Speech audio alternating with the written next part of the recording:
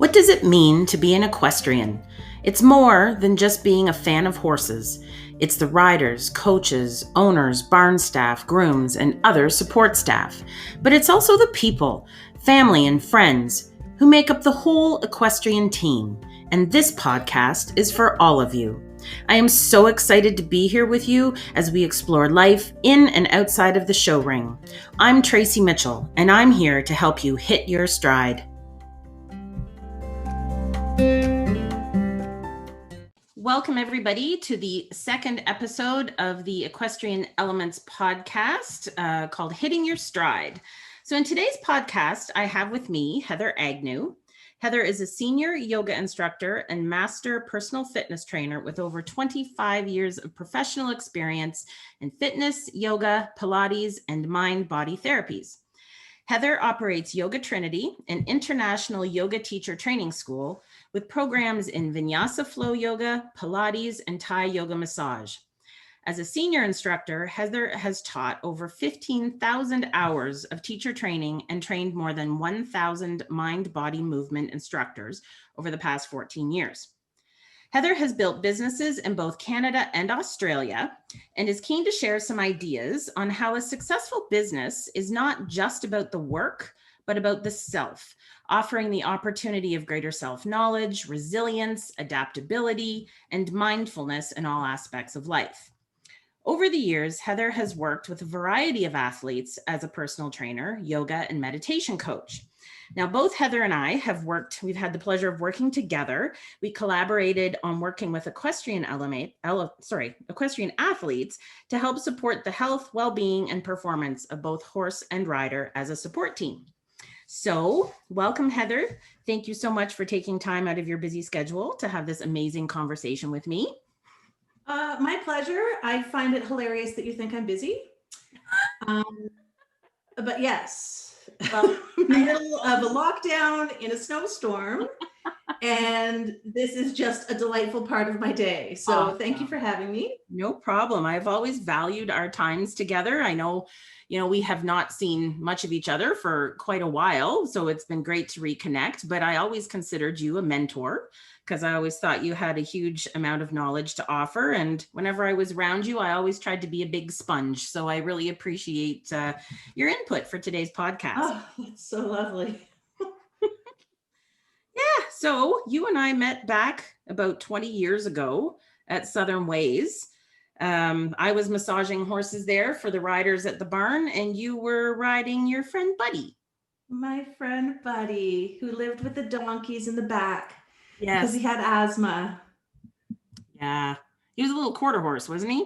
He was a quarter horse, and he was lovely. And it was wonderful being part of, adjacent to a competitive barn. I feel like I learned so much more than I would have as a recreational rider. Yeah. Seeing how everything worked for the competitive riders and all the support that the horses and riders got. That was really exciting. Yeah, it was kind of like you got a chance to relax and have fun, but you also got to sort of see all the big stuff happening. Yeah, so there was no pressure on me. I didn't have to perform, but I got the benefit of seeing what went into the performance of a horse and rider team, and which of course you were part of. Yeah. Keeping the horses healthy in their very big job of jumping very big fences. Yeah, no, that was a lot of fun. So it wasn't long after that, and I can't really remember, I don't know, it was kind of like a kismet thing. I felt like you and I just sort of connected, and you included me into your King Wellness Center. So that was a great experience for me. So we can touch a little bit about that later in the conversation, but anything you wanted to add about that, us sort of coming together?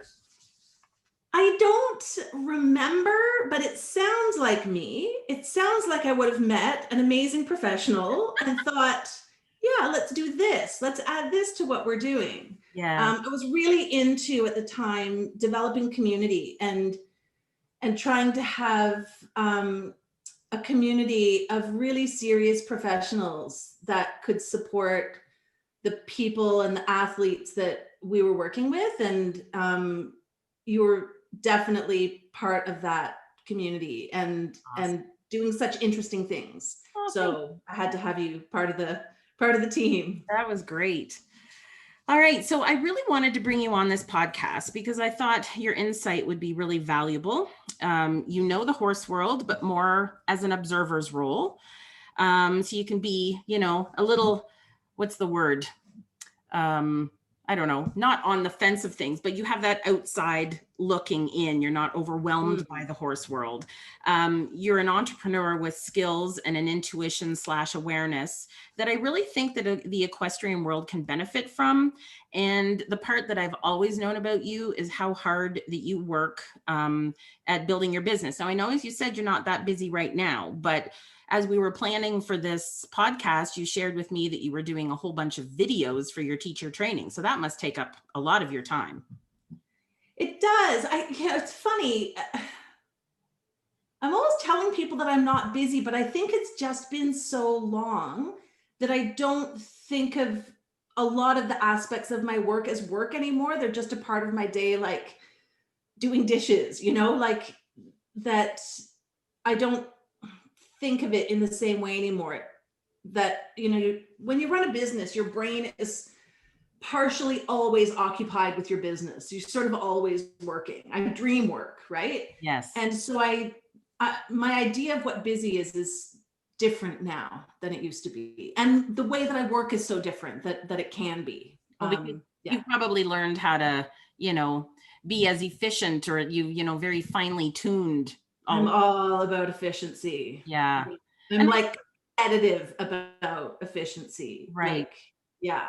Well, and I think that's part of the reason too, like why I think horse people really, the equestrian world, no matter what business, the equestrian is in, whether it's being a farrier or, a blanket smith or doing something like that, that I think the equestrian world can really benefit from learning some finer tuned entrepreneurial skills. I know that I've definitely learned some over the years, and I'm still always learning with my massage business. So it's an ever evolving thing.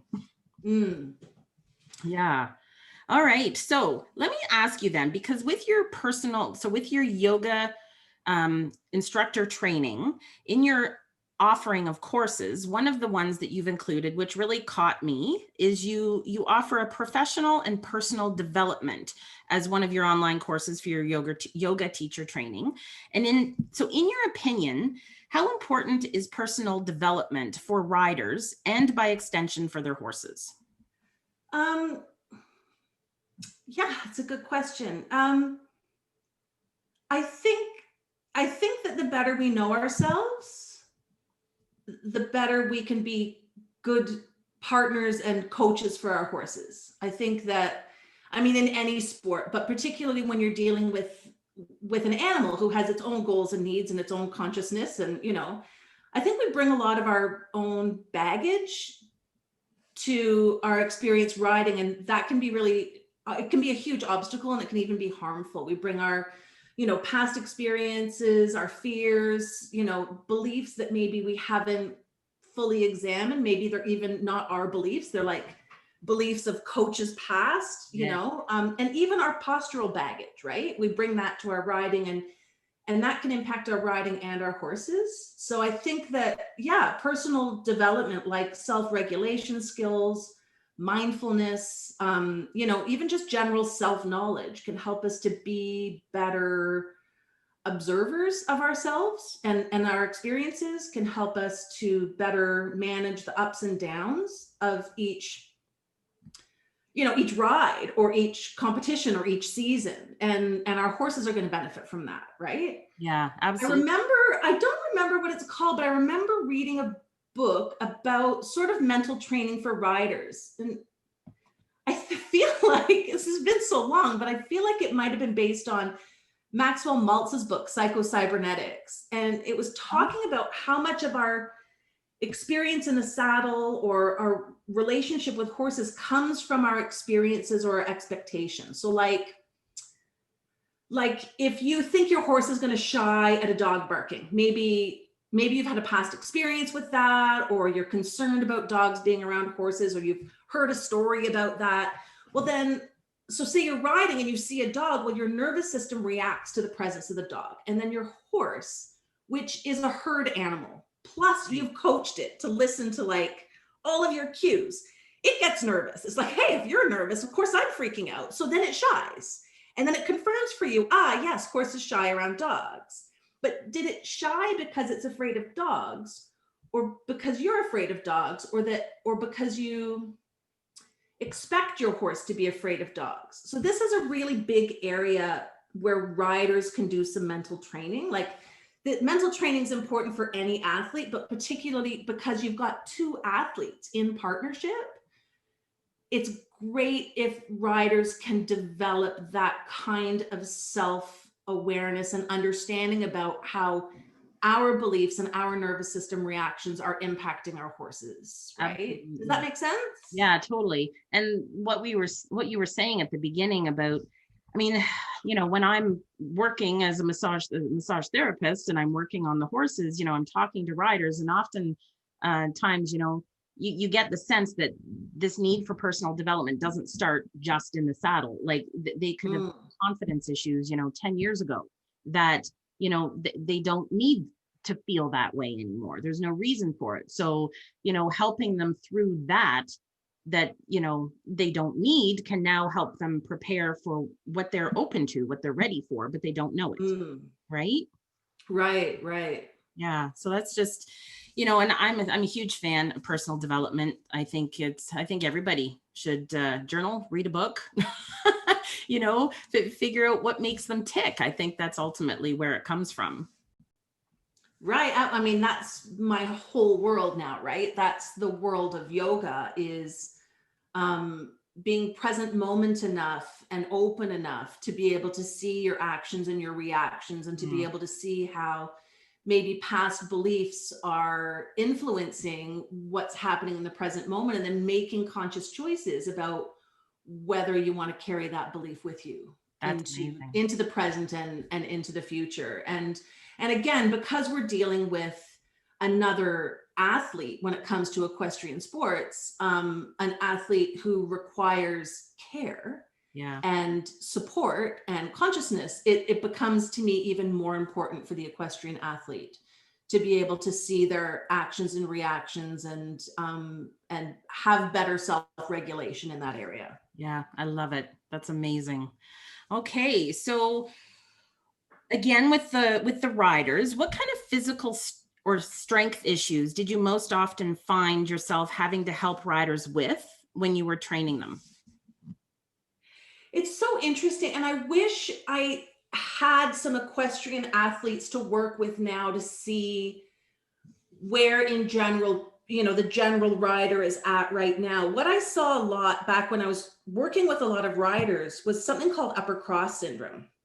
And upper cross syndrome is like, imagine someone's facing to the side, so you're seeing them from the lateral view, and draw an X through them. So from their neck flexors, so the muscles in the front of their neck, draw a line to the upper back. And along that line, what we see is weakness or inactivity. So weak neck flexors, weak muscles in the upper back. And then the other arm of the X, you draw from the chest, so tight chest muscles, up to the shoulder elevators, like upper trapezius, levator scapula. Do horses have these muscles? Yes, they do. Okay, so you know what muscles I'm talking about.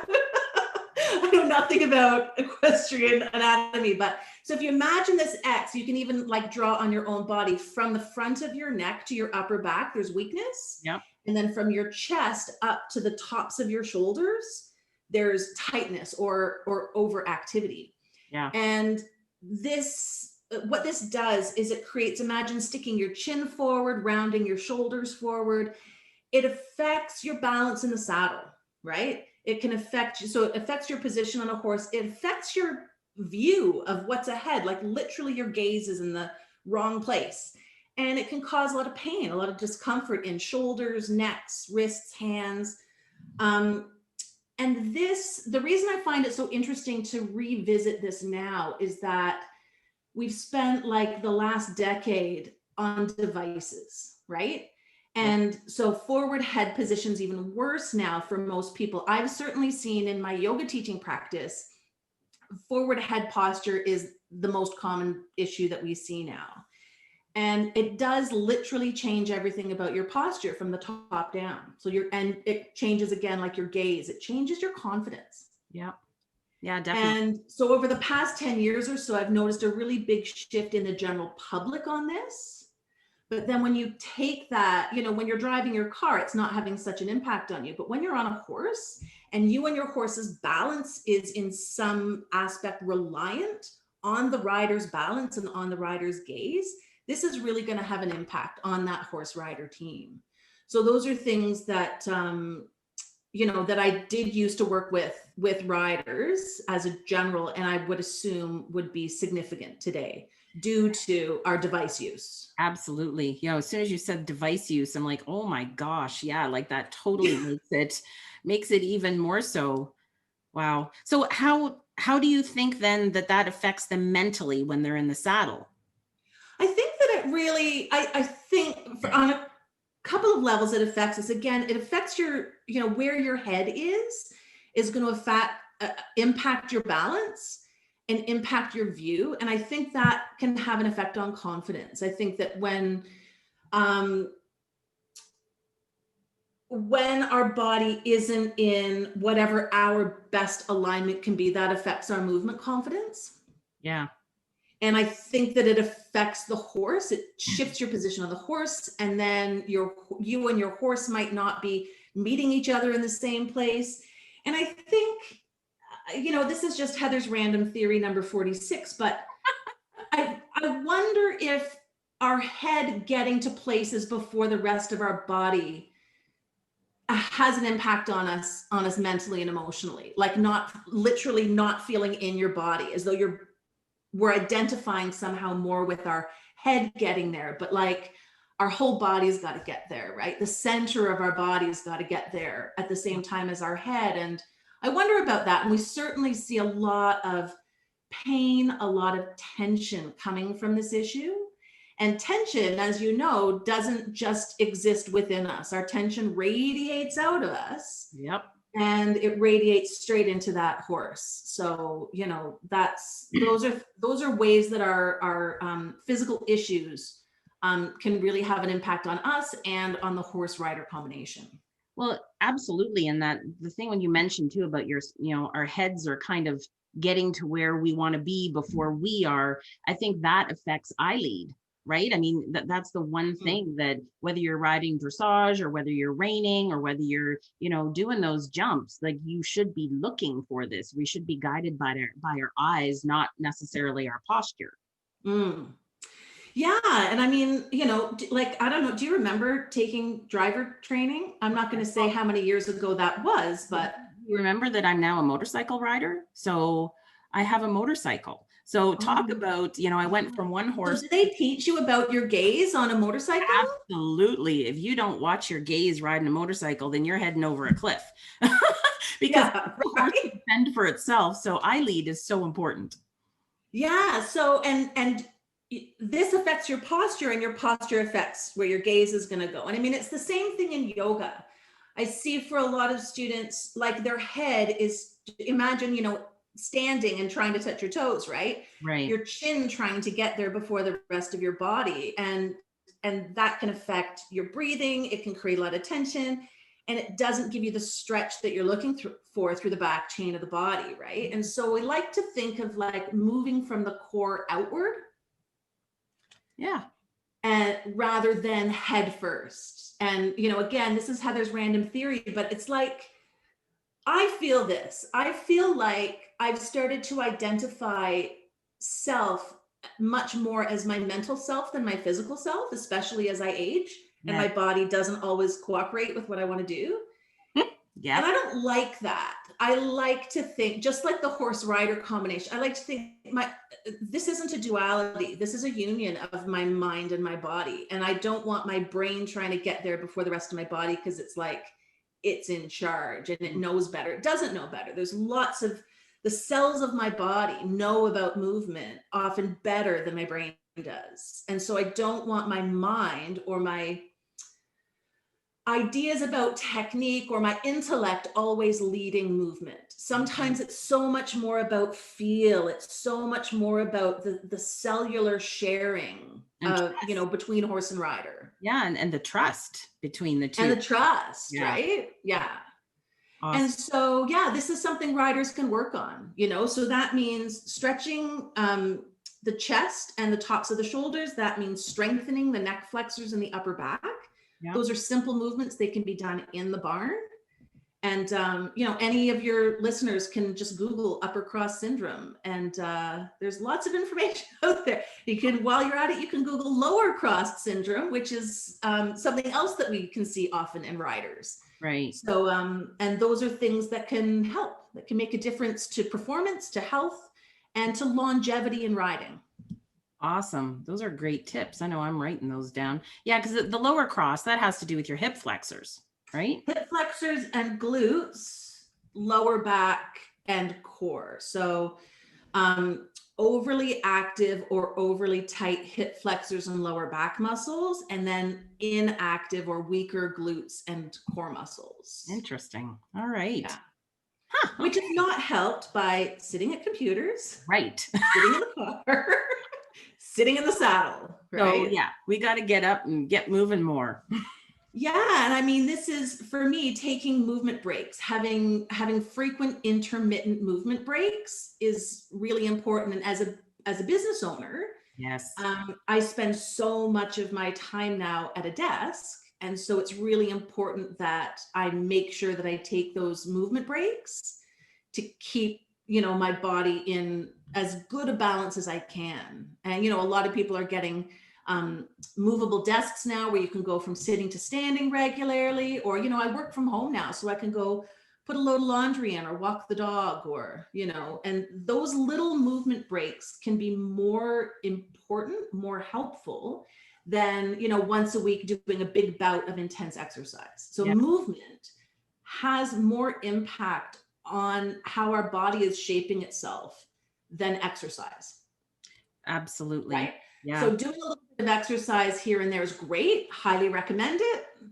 But it's the everyday movements, it's the repetitive movements that shape our posture. Yeah. And Yes. so those are the movements that we want to start bringing more mindfulness to, that we want to start becoming more aware of. And we want to make sure that we get a good enough variety of movement that we don't settle into repetitive patterns. Yeah. No, I might have you back and we can talk about this some more because I think it's so important, and it doesn't matter whether you're on a horse or not. I think, you know. No, it doesn't, right? Right. If you live in a body, you should know this. Yeah. Okay. Awesome. So would you come back? I will, of course I'll come back. Yeah. Okay, perfect. All right. So let's talk about what we did with the King Wellness Equestrian Support Team. Like, can you remember how we came up with this idea? No, but it sounds like me. It sounds like I was like, I really like Tracy Mitchell. Do something. Let's work together. I really like having ideas. Yeah. I can't remember is the real answer, but I do remember. This is what I remember. I remember seeing in my own riding and seeing like actual competitive riders and noticing that they had their own postural stuff going on that was impacting their bodies. But then that was extending into their horses. Right. Right. Yep. And I was always heavy on one hip, and, you know, I was my coach was saying like you're leaning to the left. I'm not leaning to the left. Like, I'm leaning to the left. And like 2 seconds later, leaning to the left, like I had this weird postural stuff going on, and it was affecting me, and it was affecting my horse, and it was affecting my horse's confidence, not just his body, right? Yeah. And I remember thinking how much, so I took that back to my yoga practice, and my yoga practice was helping me ride, and it was helping me ride more than just my physical stuff. It was helping me mentally, like I didn't know how to be present, moment centered within a series of jumps. Jumping was new to me. I was watching all of these riders jump over these huge obstacles, and I was like getting breathless jumping over a pole on the ground.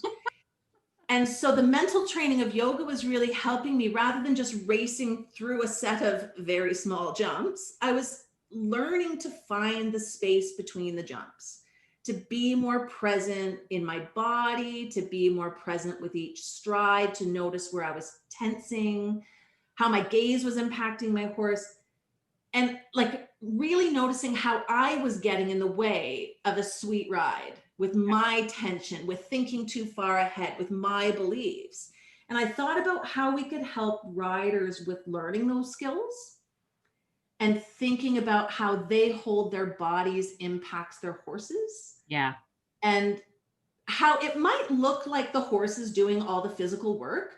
Riders need to work on their fitness and muscular balance too, right? Like the horse, yeah, is doing the heavy lifting, but and a lot of what the rider needs to do in many ways is get out of the way of that, is guide them and then not be in the way.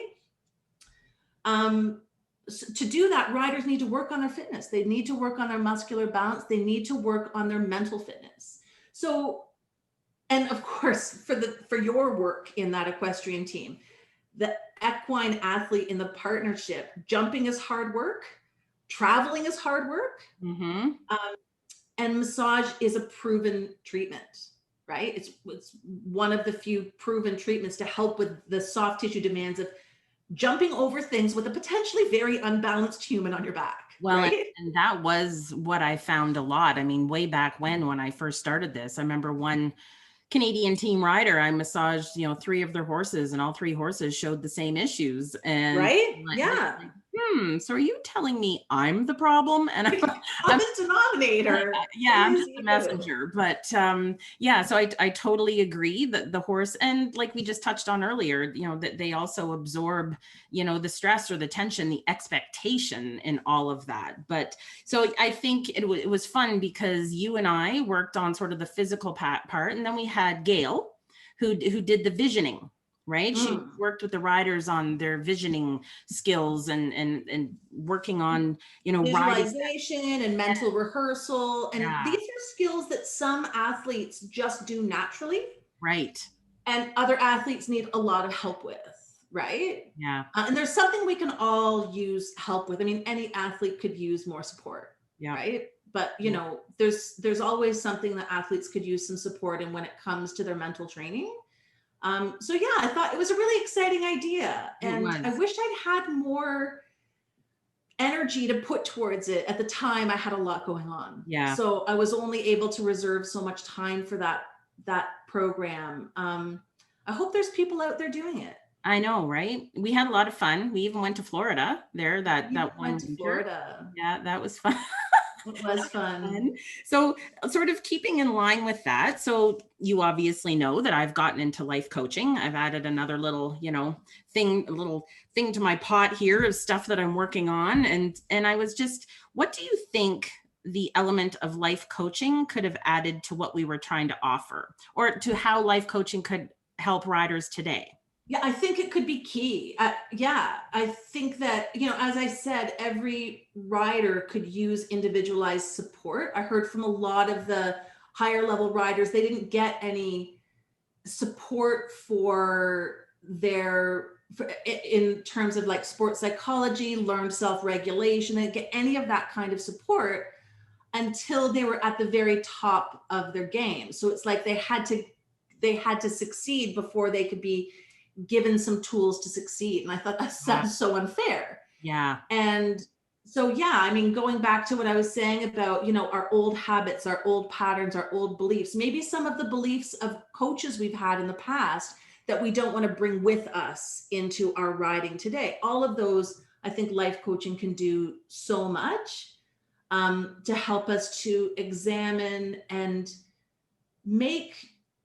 this is important in every facet of life, to make conscious choices about what you're going to do today and where you want to go tomorrow. And I think so often in every facet of life, whether it be athletics, relationship, business, we're following the choices of what we're already doing, we've got momentum in, or the choices of people who came before us, our parents, our coaches, etc. And not necessarily making our own choices. Yep. And to me, that's a huge area where a life coach can help you, find and understand and make your own conscious choices. Yeah, like kind of So peel. that you're not living someone else's life. You're not riding someone else's ride. You're not running someone else's business. Yeah. When I started my business, I thought I had to be everything to everyone. I thought I had to do everything everyone else was doing. It took me a really long time to find out, mostly through failure, um, what my actual goals were. Like, it's like I went into a business not even knowing what my goals were. I just was going along doing it. Mm-hmm. And to me, that's a really great place for life coaching, is to help people in that area. Well, it kind of help peel back the layers a little bit, kind of, Mm. peel back, acknowledge what's not working for you anymore. What help direct possibilities that you didn't even think of that, could help with. Yeah, like in yoga, we say, weeding the garden, Yes. pulling out the things that aren't working for you anymore, and then planting new things that you do want to grow there, that you do want to flourish, right? Nice. And we often just can't see that stuff for ourselves. We're so good at looking into other people's backyards. I know I am. Yes.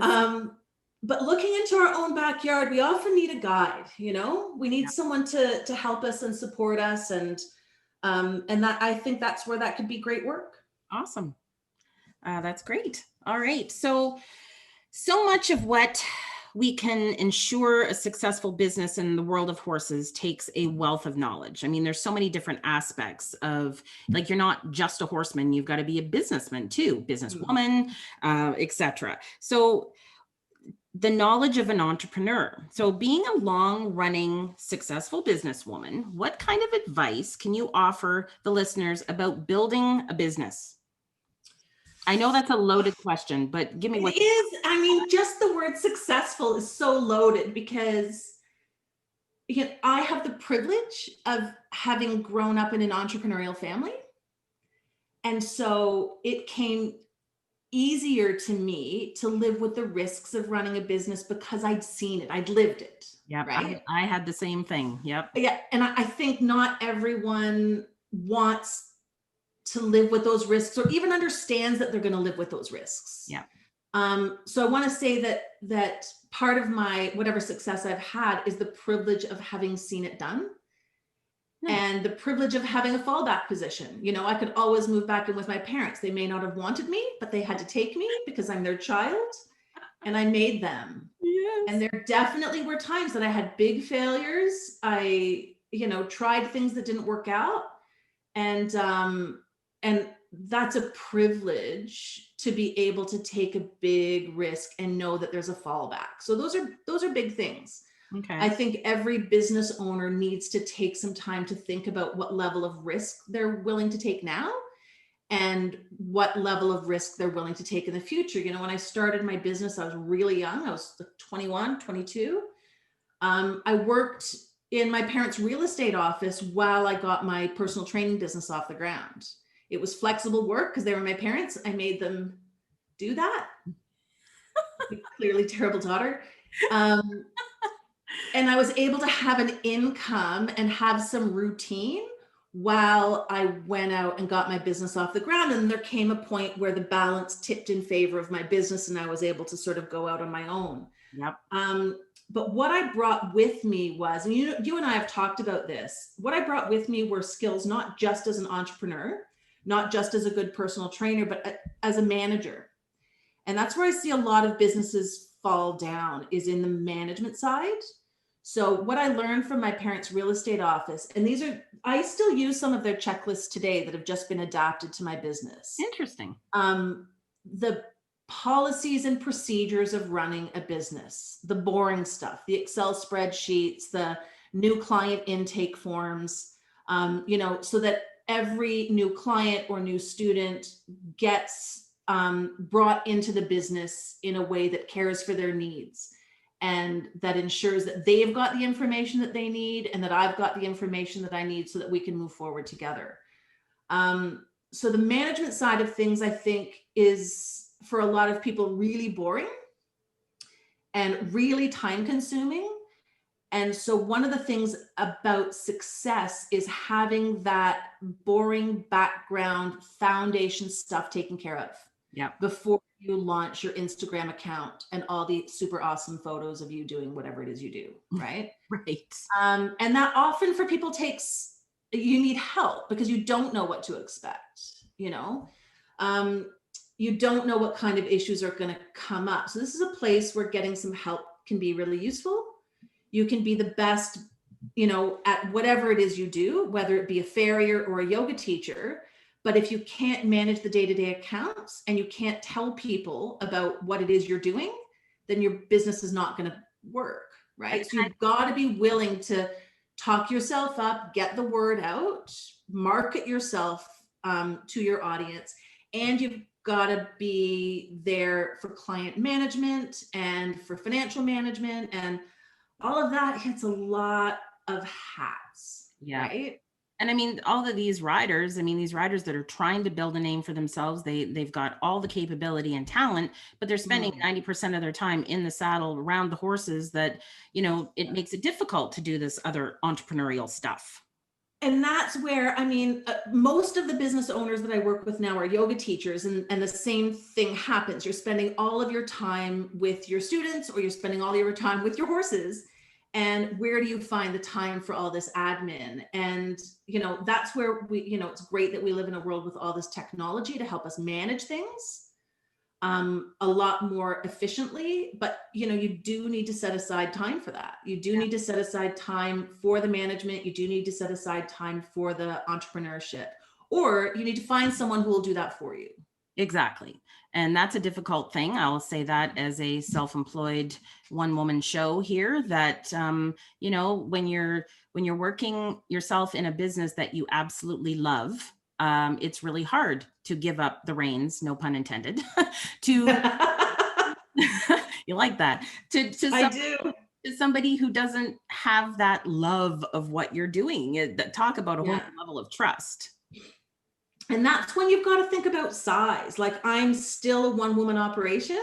Yeah. I took some time trying to not do that. And, when I started out as a personal trainer, I was with my clients, 8 to 10 hours a day. I didn't have a lot of time for all the other stuff. And there were more clients than I could service. So I started hiring personal trainers. But guess what? I'm not a good manager of other people. Okay. I have no experience with it. I have no experience being managed. I mean, you've heard how my parents dealt with me. You were unmanageable.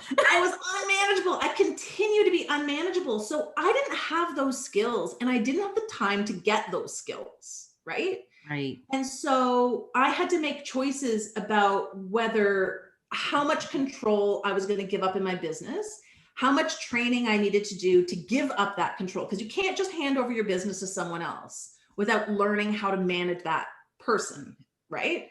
Or was I going to sacrifice how big my business could grow? And at this stage, that's the sacrifice I'm willing to make. You can't be everything. Yeah. And it can take time to find out what you can be and what you're best at. Yeah. Right. So, and a lot of that just happens through trial and error. But for me, I do recommend this. When I started out, I said yes to everything. I mean, that's probably where the equestrian performance team came from, is me just having an idea and going, yeah, let's do that. And some things worked and some things didn't work, and some things needed finesse and some things needed more energy than I was willing to give them to. But it gave me a chance to learn about myself and to find that sweet spot where I could make the most of my skills. Well, and that's one of the, like, when you said failures, I mean, I'm a huge believer that failures are nothing but opportunities. They fail you forward. You move on to the next thing, and you learn more about yourself, like you just said. Absolutely. So let me bring up the word adaptability, because that was in your bio, and I immediately zoned in on that one, because I feel like in sharing some of my story in the first episode of Hitting Your Stride, as well as others to come, learning about, I know, like, I've had to do a lot of adapting. I think, everybody should learn how to adapt. And I think those that are able to adapt I think, manage or do a little better in life because they kind of go with the flow, where they recognize what they shouldn't be grasping onto anymore and what opportunity is sitting right there waiting for them. So let me ask you, like, adaptability, could I say AKA pivot? You know, like, I guess, yeah, like to me, adaptability is so important, and has been the essential component of my business. But there's always the point that at which I know what I'm not willing to adapt to suit the circumstances. And that's just as important to me as what I am willing to be flexible with. That there's some core values for me and for my teaching and for my business that I will not adapt to circumstances. So this year's been a great example of that. You know, I was in Australia teaching yoga teacher trainings in a couple different cities, and things started to get tense. It was March. And I didn't know how I was going to complete my teaching tour given what was happening. And then we got the call that I had to get back to Canada. The government said, you need to get back right away. And I got on a plane, and I had a group of students who were halfway through the course. I had another group of students who hadn't yet started.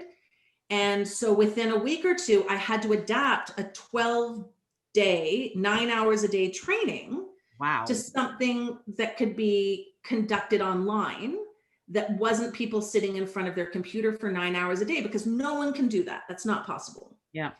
And so that's where I really feel like all my years of adapting really served me well. I adapted as much as I could, but again, there were things I'm not willing to adapt. I'm not just going to put out videos that students are going to watch and do learning on their own time. They need to have face-to-face time with me. There had to be live Zoom events. There had to be the same content. There had to be the same number of hours, because those are commitments that I made. So it's like know where you can be flexible and know where you should not bend. Okay. Know where the ground is, know where the foundation is, know what your values are. So can you share one sort of experience at the front of your brain where you were having to adapt, being adaptable grew into something positive? Would that be the COVID experience, or is there something? Oh yeah, this has been great. I so hated it at first. I really hated it. I did not like not being in the room with my students. There's so much that gets shared on a cellular level in yoga teacher training, that, you know, that our bodies are talking to each other, that being in a room together makes us so much more than the individuals, right? It's such a synergy. And I really missed that. I really missed the nonverbal communication that I usually get from students. I found it really exhausting, but, you know, with some practice, I really grew to love it. And I loved that parents with small kids could take who started signing up for the course once I adapted it were people who couldn't do the course before. They lived remotely. In Australia, this is a really big problem. People live so far into regional Australia that it's either too expensive or too time consuming, or just not possible at all to take time away from work and family or the farm and go to a city and do, you know, a couple weeks of teacher training. So it made something so much more accessible. And I was really excited about that for people, for neurodivergent populations, for people living with, you know, chronic pain or injuries. Sitting on the floor for 9 hours a day is really hard. Those students didn't feel like teacher training was available to them. Now they can. So I really love that adapting the course met one of my other main briefs of work now, which is accessibility, which is making teacher training more accessible to different people of different ages and different bodies, of different abilities, so that teachers of different ages, of different abilities and different bodies can teach yoga, so we can see more than what we usually see on the mat at the front of the class. So I think that's where adapting, it was hard, but so worth it. And I hope that I get to continue to do this. That's awesome. Okay. Yeah. So let's pivot back to the horse. Speaking of pivots here a little bit. So you are an obvious animal lover. I can hear Bob barking in the background. Can you? It's 11Z's, so you know. So, what did you notice about riders and the connection they had with their horses? What are some of your fondest memories of these times when you were around the horses and their people? You know, I had such great examples. Um, I was a bit of a bad example because I was going through some really tough stuff around the time I was riding Buddy, and hiding it all, probably not successfully, but Buddy became and for that reason, Buddy became a real source of comfort for me, and a place to put my focus that was more simple, I guess, than some of the other things going on in my life. You know, groom the horse, saddle the horse, ride the horse. Like, for me, because I'm not an equestrian athlete, because this was recreational, that was a time of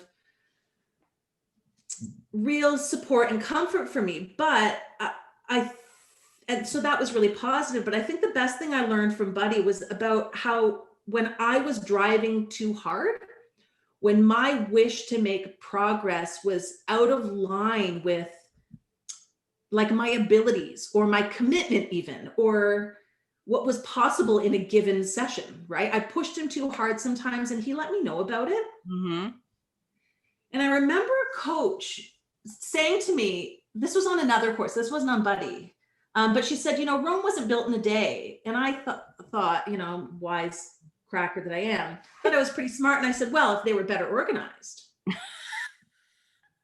But the truth is, I was wrong. It takes time to train a horse. It takes time to train yourself, to develop the skills, to develop the muscles, the practice. And this really mirrored what was happening in my life off the horse. I was pushing too hard.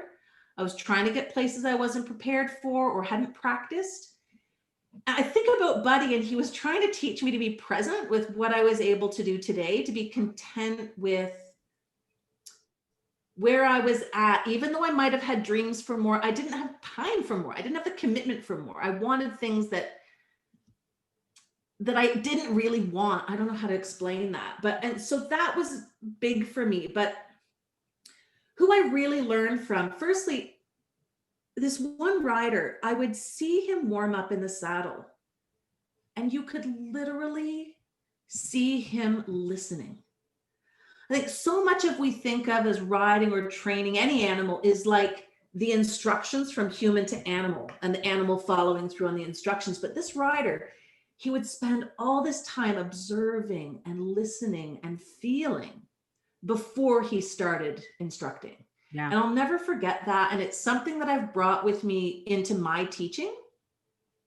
Even when I'm talking, and clearly I talk a lot,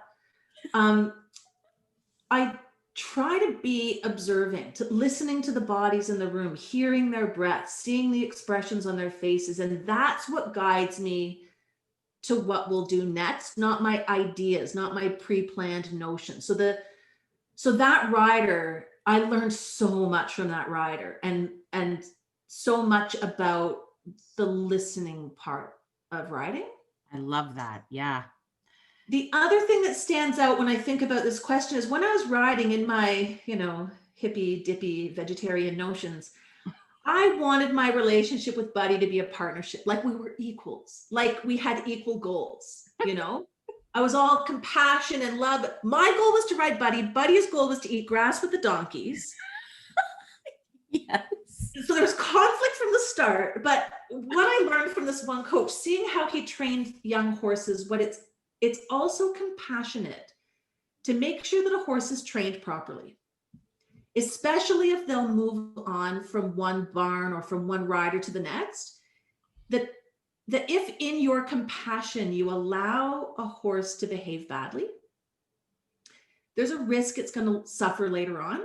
And I deal with this now with my dog, because I have spoiled this dog so badly that he wakes me up now every morning at 4:30 for first breakfast. First breakfast. Yes. first breakfast. Oh, my And goodness. I give him too much. I haven't trained him well enough. So he's quite spoiled.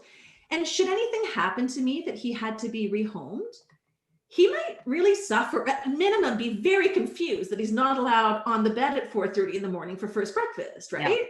Yep. Do you remember, was it Call of the Wild? What was that book where they had this big sled trip and they had to pack like enough food for the dogs for the return trip, but you can't overpack on a dog sled, right? So they had this like limited amount of food for the dogs to get through this sled trip. Was this Call of the Wild? Anyway, there was a lady on the trip who was like thinking she was being compassionate by sneaking food to the dogs, like extra food, because she thought they were hungry. But then they ran out of food and the dogs starved to death. So it's like, that's a pretty big example, but sometimes our compassion is not a gift for the animal. It's Right. our own stuff, right?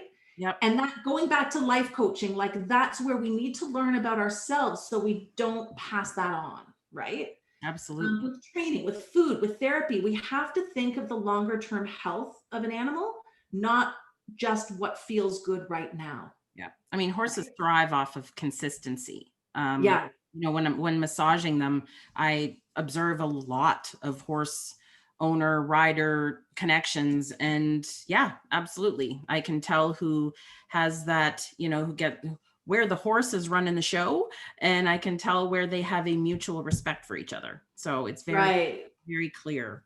Yeah. Mutual. So this is what I had wrong, like mutual respect, but someone has to be in charge. Yes. Yep. Right? The horse can't drive the boat. Horses can't drive. They don't have licenses. They don't have opposable thumbs. Exactly. Yep, exactly. But there is something there where, rider says, all right, this is what we're doing. And horse says, all right, yeah, let's do this, instead of, there being a fight or a battle, right? And that's the magic, right? Yeah. That's the magic, is when it's a team, and you can see when it's a team, you can feel when it's a team. Yeah. And that, going back to the pushing too hard, that takes time. That takes relationship. Yeah, absolutely. All right. So let me ask you, what kind of adversity have you experienced in life? So, I mean, I'm finding that in my podcasts and based on my life experiences, as I'm growing as a life coach, that mindset and adversity is something that I'm really drawn to. And I think I can help people a lot with. So what did you learn about yourself? If you can think of like one thing that was really hard for you, what did you learn about yourself, and how have you been able to apply those lessons as you move forward? Oh, God. Just one instant. I've made so many mistakes. Okay, one that stands out, when I was quite a bit younger, when I was a teenager, I was in a car accident and I had some pretty significant injuries to my face. And it was gross, like swollen and disfigured and like super gross. And I was in a hospital, and my family would come in to visit me. Like, this is before I had surgery and got it all fixed up. And they would look at me exactly the same way they would look at me if this hadn't happened. Like, they would all fill the hospital room, and like, I had my jaw wired shut. I couldn't eat solid food. They're ordering Panzerottis. They're acting like nothing's different. And it stood out to me that like my face was ruined, but they still treated me the same. So obviously I wasn't my face. Like, and for a teenage girl, that can be a big deal, right? So then I started really thinking, well, like, if I'm not what I look like, if I'm not what I see in the, like, what am I? Like, if I'm not my face. And that kind of led me on a path. And, I deal now with, I have a condition that means I'm very flexible, which is great for yoga and horrible for everything else in life. And I'm in a lot of pain as a result. And I don't have the body that I started out with. I don't have the lithe yoga body anymore. I'm aging. I have lots of injuries. And yet I'm still a good yoga teacher. So I'm not my body. I'm not what people see. And, I love that. Yeah. I'm not, because a part of me can observe my mind, can watch my mind learn and grow and change, that I'm not my mind. Like it just set me off on this course of starting to wonder, what am I? Mm-hmm. I'm not what people see, and I'm not just my mind. And that was exciting. And I think that's what drew me to yoga, which is the absolute, next to my husband and dog, the absolute love of my life. Right. I'm only saying that because they can hear me.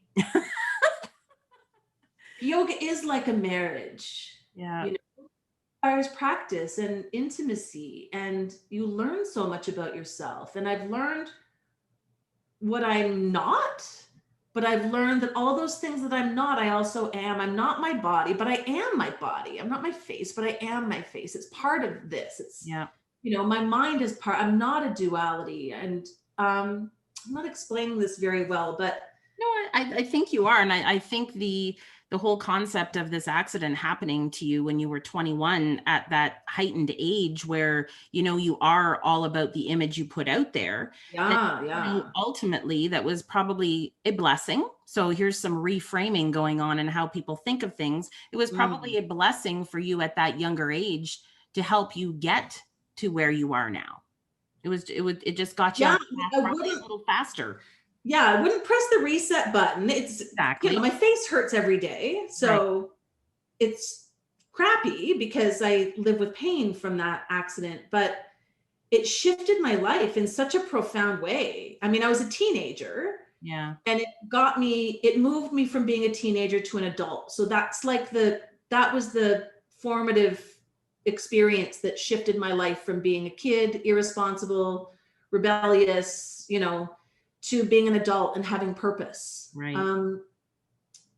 So I wouldn't change that for anything. And yeah, it really reframed my idea of who I was, what I had to offer, and what I wanted to experience in life. And I've been able to have some pretty great experiences as a result.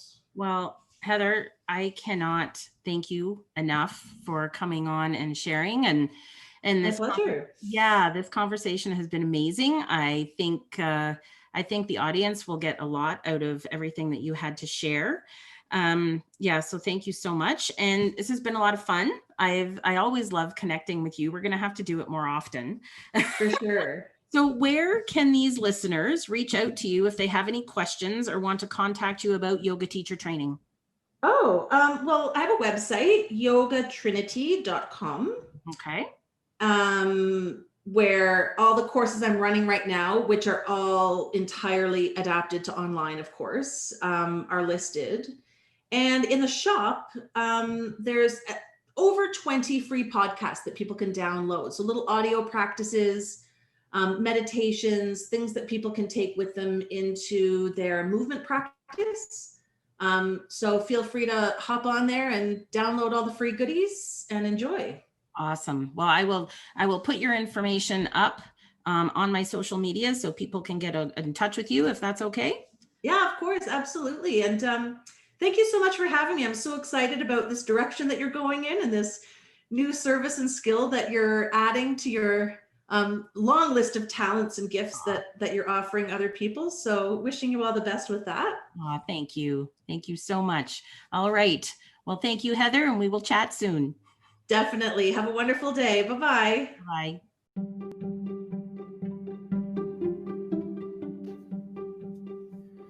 So there you have it. For future episodes, I have some amazing interviews lined up, hoping to open and engage the horse world on issues and topics of interest in and out of the show ring. So until next time, keep your eyes forward and continue to hit your stride. You can subscribe to the podcast for new episodes of Hitting Your Stride on my website or wherever you download your favorite podcasts. You can check me out on Facebook and Instagram, and feel free to share whatever you've heard here with your friends. For that, I would be very grateful.